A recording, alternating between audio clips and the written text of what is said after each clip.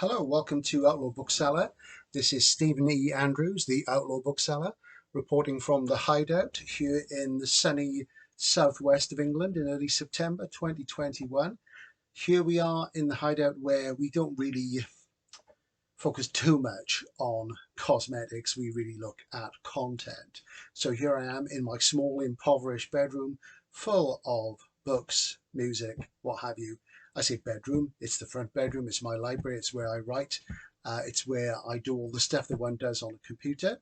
And this really is to talk about me. So give you some sort of context. I mean, what you'll see is that, these videos are not the sort of thing that you get from some millennial who has just bought 22 hardbacks and has a pristine shelf. They're a bit overprivileged and they talk about books they've read, and half of them are YA.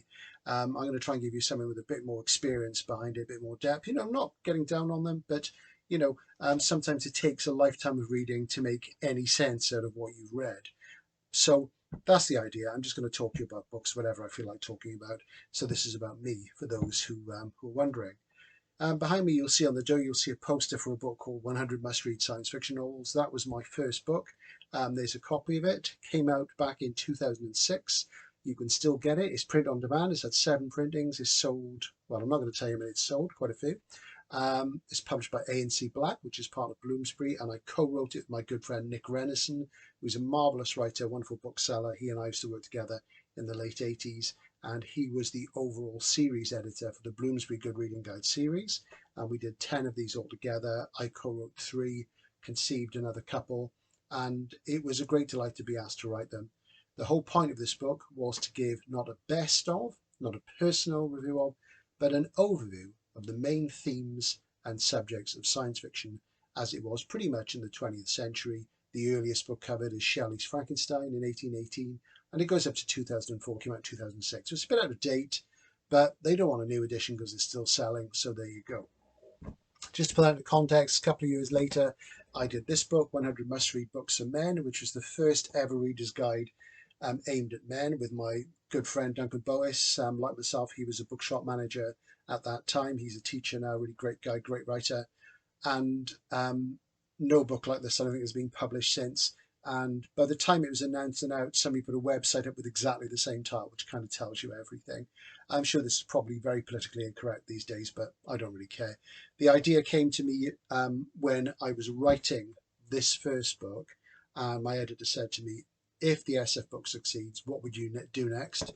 And I thought about it. I had no ideas. And I thought, how can I write about all the different things which interest me in literature and put them under a common banner without it being a genre book? And one day it struck me, a lot of books I read, I'd recommended to people. Very often people didn't like them, or they did. But these are the books which I found that men related to a lot. So that's what that one's about. You probably still get it somewhere. And then year after that, I wrote this, 100 Must-Read Fantasy Novels, with Nick Renison again. And this was a basic guide to sword and sorcery and things like that. This was kind of a contractual obligation book. I wasn't so interested in this. I'm not such a fan of fantasy, but I still stand by it as a guide to really what give you a sort of background on fantasy writing up until pretty much Game of Thrones and just beyond that. So still out there. It's print on demand, probably. You can probably pick it up. And they've been published. I think the first one, this has been published in Bulgaria. There are apparently editions in India and Pakistan of these, so I'm told. I don't need money for them, but there you go. But I mean, this is probably my key book. I still do a bit of writing from time to time. My literary career kind of crashed when there was the financial crash in 2009, because lots of people got their deals cancelled and what have you. I took some time out and what have you. And in recent years, I've returned to writing, and I've become a regular contributor to Deep Ends, the Ballardian anthology, which comes out pretty much every year from Terminal Press in Canada. This is one from a few years ago, and it's edited by a really wonderful guy called Rick McGrath. You can get it in hardcover and trade paperback, and you won't find it in bookshops. You get it online from places like Amazon, and it's got some great stuff in it. This is the 2018 edition. I've got a travel piece in here, and there are short stories by the likes of the wonderful James Reich, Maxim Jakubowski, Paul de Filippo.